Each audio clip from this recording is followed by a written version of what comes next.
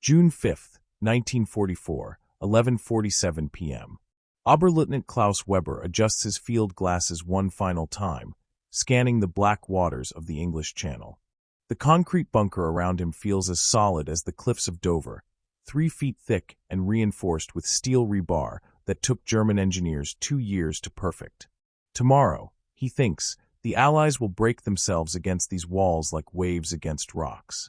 Weber has no idea that in exactly 8 hours and 13 minutes, a single American shell will punch through his bunker like it was made of cardboard, and everything the German High Command believed about fortress warfare will crumble in a thunder of 105 millimeters death.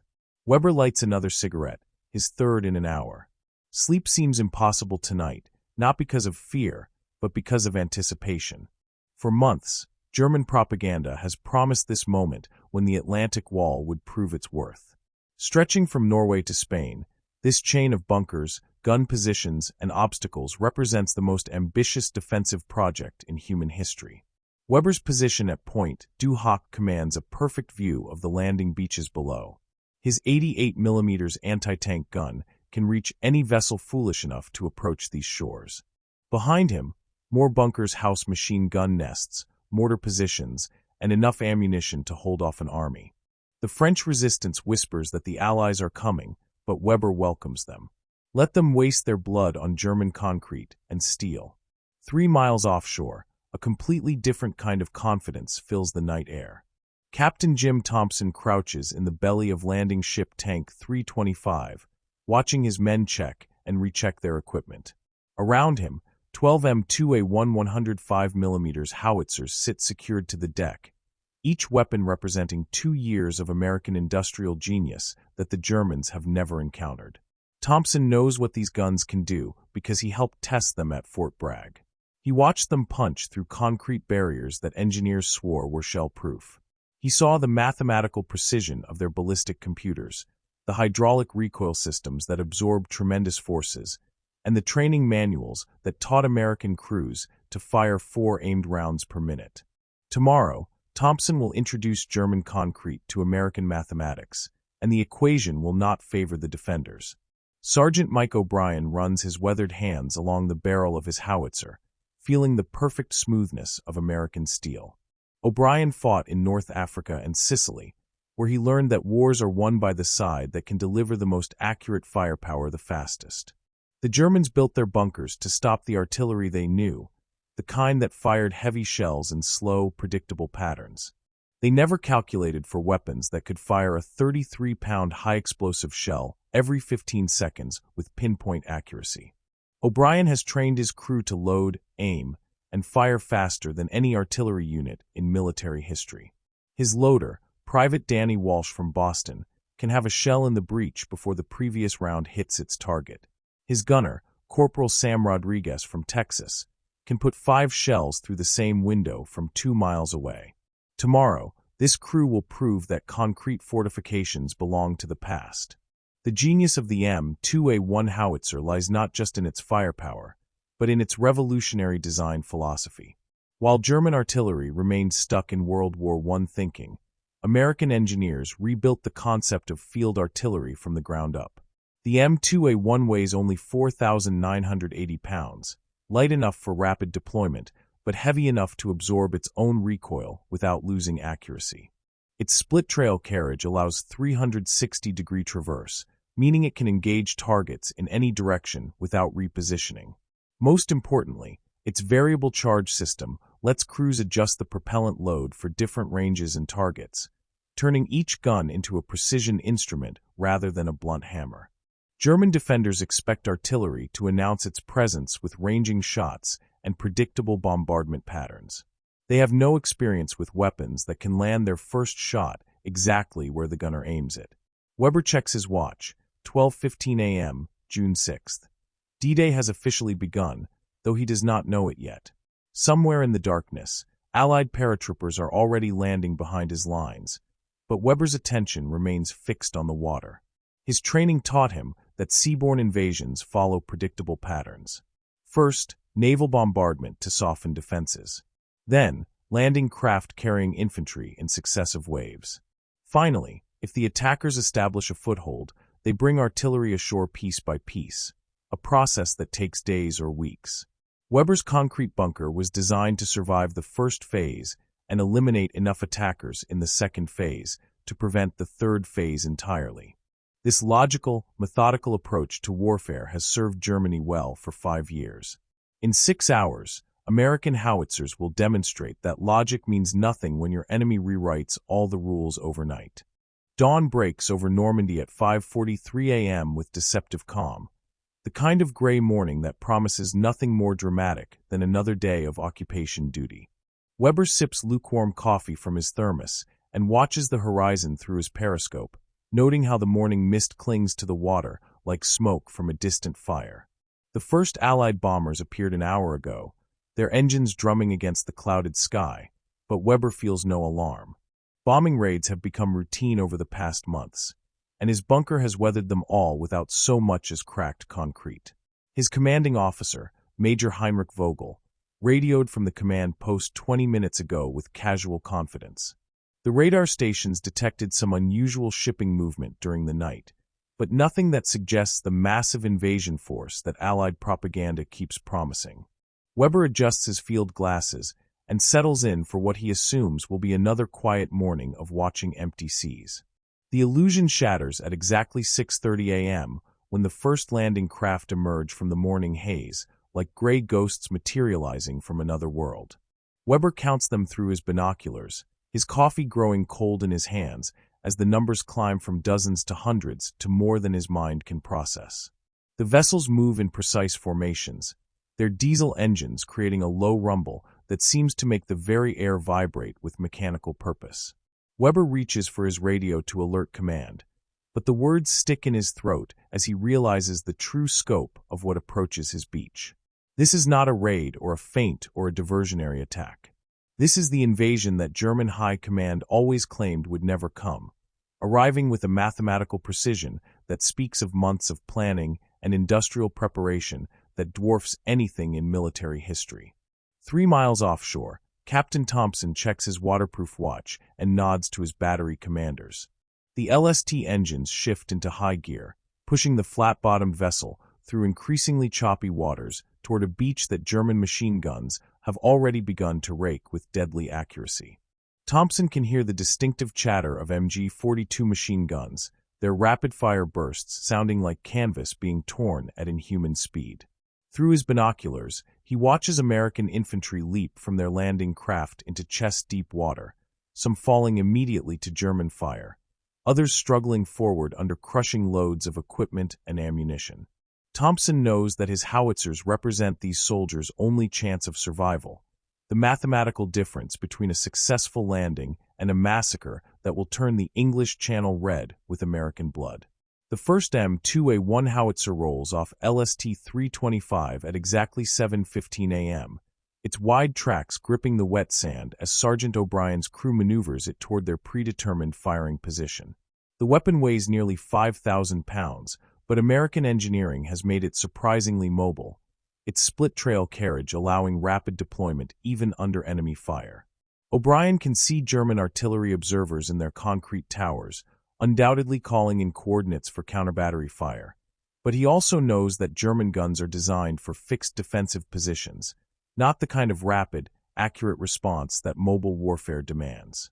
His crew has practiced this deployment sequence hundreds of times in England, each man knowing his role with the precision of a Swiss watchmaker, and they have exactly 4 minutes to get their gun operational before German mortars find their range. Weber watches the American artillery deployment with growing unease, though he still cannot grasp the true nature of what he witnesses. The weapons emerging from the landing craft look different from any field guns in his recognition manuals, their barrels longer and more refined than the stubby howitzers he learned to identify during officer training. More disturbing is the speed of their deployment. German doctrine teaches that artillery requires extensive preparation, careful survey work, and methodical range finding before effective fire becomes possible. These American crews seem to be skipping every step that Weber learned was essential, setting up their weapons with a casual efficiency that suggests either reckless desperation or technical capabilities that German intelligence has completely failed to detect. The mathematical reality of the M2A1 howitzer begins to reveal itself as O'Brien's crew completes their firing solution. The weapon's revolutionary recoil system absorbs forces that would tear apart conventional artillery, while its precision machine barrel can place a 33-pound high-explosive shell within 10 yards of any target up to 7 miles away. More importantly, American fire control systems have eliminated the guesswork that plagues traditional artillery. Instead of firing ranging shots to walk their shells onto target, O'Brien's crew can calculate exact firing solutions using mathematical tables that account for wind, temperature, humidity, and target distance with scientific precision. When they fire their first round at Weber's bunker, it will not be a ranging shot or a lucky hit. It will be a calculated delivery of high explosives to exact coordinates, the opening note in a symphony of destruction that will rewrite the mathematics of modern warfare forever. The first shell arrives at Weber's bunker with the sound of tearing metal and compressed air, a whistling shriek that builds from distant whisper to earth-shaking roar in less than 3 seconds. Weber has heard incoming artillery before the slow, predictable arc of conventional howitzers that gives defenders time to take cover and pray that mathematics and luck will spare them. This sound is different, sharper, and more focused, like the cry of some mechanical bird of prey diving toward its target with absolute certainty. The shell strikes the bunker's eastern wall at exactly 7:43 a.m., punching through 3 feet of reinforced concrete as if it were soft clay. The explosion inside the casemate killing 2 of Weber's men instantly and filling the air with concrete dust so thick that breathing becomes a conscious effort. Weber staggers to his feet, blood running from his ears, his mind struggling to process what his engineering training insists should be impossible. The second shell arrives 14 seconds later, striking the same wall 6 inches from the first impact point with mathematical precision that transforms Weber's confidence into raw terror. German concrete, mixed according to specifications that called for withstanding direct hits from the heaviest Allied naval guns, crumbles like stale bread under the focused violence of American high explosives. Weber crawls toward his radio, desperate to warn his commanding officer that their defensive calculations have proved catastrophically wrong. But the third shell destroys his communications equipment before he can transmit a single word. Through the smoke and dust, he can see daylight streaming through holes that should not exist, gaps in walls that cost the German military 2 years and millions of Reichsmarks to construct. The mathematical certainty that built these fortifications now works against them, each American shell arriving with the same mechanical precision that German engineers once believed would protect them forever. Sergeant O'Brien's crew falls into a rhythm that represents the pinnacle of American military efficiency, each man performing his assigned task with the fluid coordination of a factory assembly line designed for maximum destruction. Private Walsh slams another 33-pound shell into the breach, while Corporal Rodriguez adjusts elevation and azimuth with movements so small they seem like nervous ticks. But each micro-adjustment represents calculations that will place the next round exactly where American mathematics demands it should go. The M2A1 howitzer absorbs each shot's recoil through hydraulic systems that German engineers never imagined, allowing the crew to maintain their firing position and continue their bombardment without the lengthy repositioning that conventional artillery requires. O'Brien calls out firing commands in the calm voice of a man who has reduced warfare to a series of mathematical problems with explosive solutions, each shell representing another step in an equation that will end with German defeat. Weber's world shrinks to a space barely large enough for one man as his bunker disintegrates around him, each American shell carving away another piece of the concrete shell that was supposed to guarantee his survival. The fourth shell destroys his periscope, leaving him blind to the battle raging outside his crumbling fortress. The fifth shell collapses the bunker's northern wall, burying his 88mm gun under tons of rubble and eliminating the weapon that was supposed to sweep Allied landing craft from the beaches like a giant's broom. Weber can hear other bunkers along the defensive line suffering the same mathematical destruction, their radio calls growing increasingly desperate as American artillery demonstrates that German defensive doctrine has become as obsolete as cavalry charges against machine guns. The sound of concrete breaking fills the air with a grinding, cracking symphony that speaks of empires falling and military theories proven wrong by the simple application of superior engineering and industrial mathematics.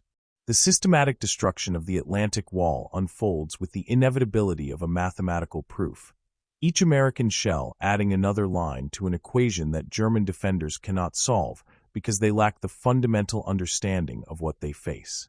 Captain Thompson coordinates his battery's fire with the calm precision of a conductor leading a deadly orchestra, his radio crackling with reports from forward observers who paint targets with the casual efficiency of men who know their weapons will hit exactly where they aim them.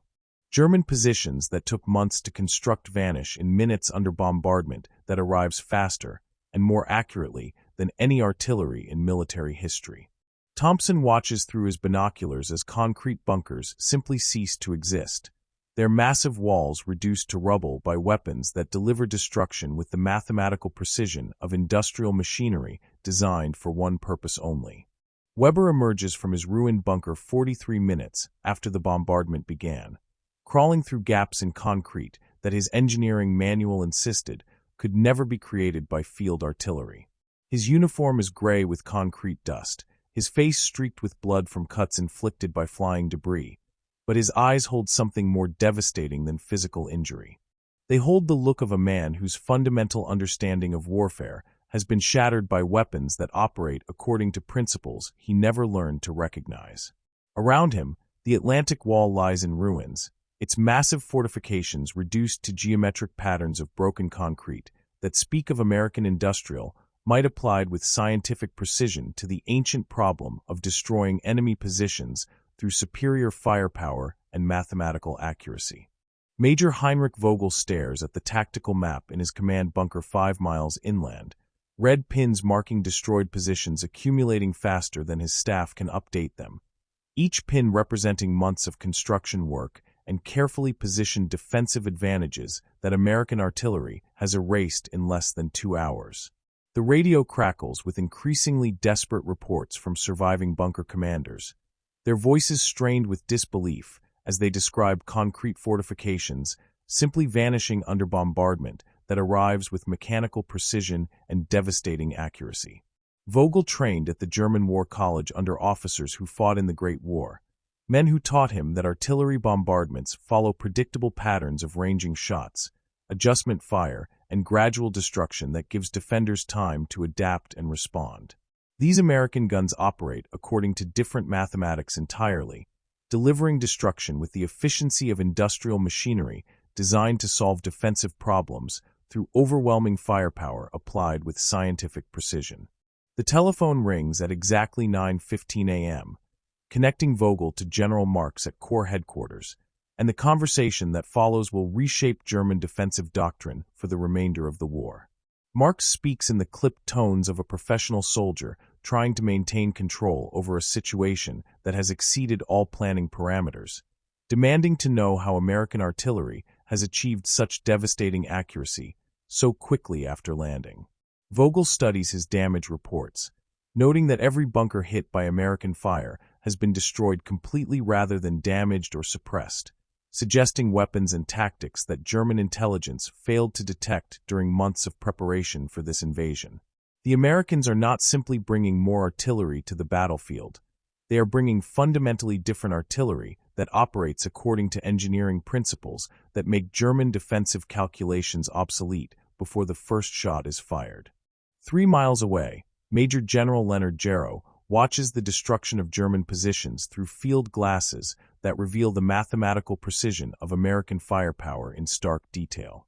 Jarrow commanded artillery units in World War I, where destroying a single enemy bunker required hundreds of shells fired over hours or days of systematic bombardment that gave defenders multiple opportunities to escape or reposition their weapons. The M2A1 Howitzers under his command are rewriting those calculations with each shell they fire, their crews achieving destruction rates that Jarrow's experience tells him should be impossible for weapons of their size and mobility. He counts the ruined German positions along the beach, each one representing a defensive strongpoint that would have cost hundreds of American lives to capture through infantry assault, and realizes that he is witnessing the birth of a new kind of warfare where mobility and precision matter more than massive firepower and lengthy preparation. Weber stumbles through the ruins of positions that were supposed to anchor German resistance for weeks or months, finding only scattered concrete and twisted steel where elaborate defensive works stood 2 hours earlier. His fellow survivors move with the mechanical motions of men whose fundamental assumptions about warfare have been shattered by weapons that deliver destruction according to mathematical principles they never learned to recognize or counter. Private Hans Müller, barely 18 years old and trained to believe that German engineering represented the pinnacle of military science, sits among the rubble of his machine gun position crying not from physical pain, but from the realization that everything his instructors taught him about defensive warfare has been proven wrong by American industrial mathematics applied to the ancient problem of destroying enemy fortifications through superior firepower. The cascade effect of German defensive failure becomes apparent as Vogel receives reports from positions along the entire front, each commander describing the same pattern of swift, accurate destruction that eliminates defensive positions faster than reserves can move to replace them. German doctrine assumes that defensive lines will bend but hold, allowing time for counterattacks and reinforcement of threatened sectors. But American artillery is creating gaps in the line faster than German mobile reserves can identify and respond to them.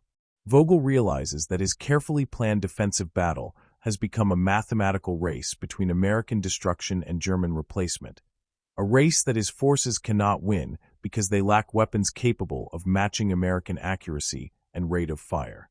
The telephone calls from subordinate commanders grow increasingly frantic as they report positions simply ceasing to exist under bombardment that arrives without warning and destroys targets with the first salvo rather than after lengthy preparation. Captain Thompson directs his batteries' fire toward a new set of targets, German positions inland that were supposed to provide supporting fire for beach defenses, but instead find themselves isolated and vulnerable to weapons that can reach them with mathematical precision from positions they never expected American artillery to occupy. Thompson's forward observers paint targets with laser-like focus, calling in coordinates that his gun crews convert into firing solutions with the efficiency of men operating precision machinery designed for one purpose only. Each shell that leaves his howitzers carries with it 2 years of American industrial development and mathematical calculation, representing a marriage of engineering excellence and tactical doctrine that German defensive planning never anticipated. The destruction of German positions continues with mechanical regularity, each successful hit adding another proof to the mathematical theorem that mobility and precision have made static defensive warfare as obsolete as medieval castle walls facing modern explosives. The silence that follows the bombardment feels heavier than the thunder that preceded it, broken only by the distant sound of waves washing against beaches now littered with concrete debris and twisted steel that once formed the foundation of German defensive confidence. Weber emerges from the ruins of his command post at 11:30 a.m., moving through a landscape transformed so completely that he struggles to recognize positions he helped construct over 18 months of careful preparation and engineering precision. The Atlantic Wall, conceived as an impregnable barrier that would break Allied invasion attempts like waves against granite cliffs, has been reduced to geometric patterns of broken concrete that speak eloquently of American industrial mathematics applied to the fundamental problem of destroying enemy fortifications through superior firepower and scientific accuracy. Weber counts 47 distinct impact craters within his sector alone, each one representing a direct hit that achieved its intended purpose without the ranging shots and adjustment fire that German doctrine assumed would provide warning and opportunity for defensive response. Major General Jarrow walks among the captured German positions 3 hours after the last shell was fired, studying the destruction with the clinical interest of a professional soldier trying to understand how warfare itself has been fundamentally altered by weapons that operate according to principles his military education never taught him to recognize. The M2A1 howitzers that achieved this devastation represent more than superior engineering. They embody a completely different philosophy of artillery employment that prioritizes mobility and precision over the massive firepower and lengthy preparation that characterized artillery doctrine since the invention of gunpowder. Jarrow examines the mathematical precision of the shell impacts, noting how American fire control systems eliminated the guesswork that has plagued artillery since ancient times, replacing estimation and approximation with calculations so precise that first-round hits became routine rather than exceptional. The implications extend far beyond this single battle, suggesting that static defensive positions will become as obsolete as cavalry charges against machine guns, forcing military planners to develop new doctrines that account for weapons capable of delivering destruction with industrial efficiency and scientific accuracy. Captain Thompson oversees the movement of his battery inland, watching his crews disassemble and relocate their weapons with the fluid efficiency of men who have mastered the mathematics of mobile warfare through months of training that emphasized speed and precision over traditional artillery doctrine. The M2A1 howitzers that shattered German confidence this morning will continue their advance across Europe, each battle adding new proofs to the mathematical theorem that mobility and accuracy have replaced mass and endurance as the fundamental principles of modern artillery employment. Thompson studies reports from other sectors of the invasion front, noting how American artillery units achieved similar results wherever they encountered German defensive positions, suggesting that the destruction of the Atlantic Wall represents not a lucky tactical success, but the inevitable result of superior technology applied according to doctrines that German planning never anticipated or prepared to counter. Weber sits among the ruins of his bunker as the sun reaches its zenith, holding a piece of concrete reinforcement bar that American shells bent into impossible shapes through the application of forces that his engineering training never taught him to calculate or predict. Around him, other survivors of the bombardment move with the mechanical motions of men whose fundamental understanding of warfare has been shattered by weapons that delivered destruction according to mathematical principles they never learned to recognize or defend against.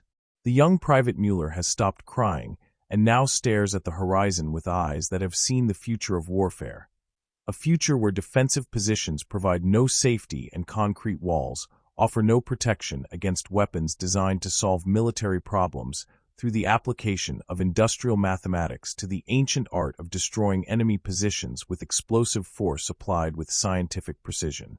The statistical analysis of D-Day success rates will show that sectors defended by positions destroyed by M2A1 howitzers fell to Allied assault forces in 63% less time than sectors where German fortifications remained intact, a mathematical proof of artillery effectiveness that will reshape military doctrine for generations to come. These weapons represent the first generation of precision artillery systems that will evolve into the computer-controlled, satellite-guided weapons that define modern warfare, their descendants capable of placing explosives within inches of intended targets from distances measured in tens of miles rather than thousands of yards. Weber will survive the war and spend his remaining years as a civil engineer, applying the mathematical principles he learned from American artillery to the peaceful construction of buildings and bridges. But he will never forget the morning when superior technology and industrial precision destroyed his faith in static defense and taught him that warfare itself had been fundamentally transformed by weapons that operated according to mathematical principles that rendered traditional military doctrine as obsolete as stone walls facing modern explosives. The thunder of American howitzers on June 6, 1944, announced not just the liberation of Europe, but the birth of a new age of warfare where precision and mobility would matter more than mass and endurance, where mathematical calculation would prove more valuable than traditional military experience, and where industrial superiority would determine the outcome of battles before the first shot was fired.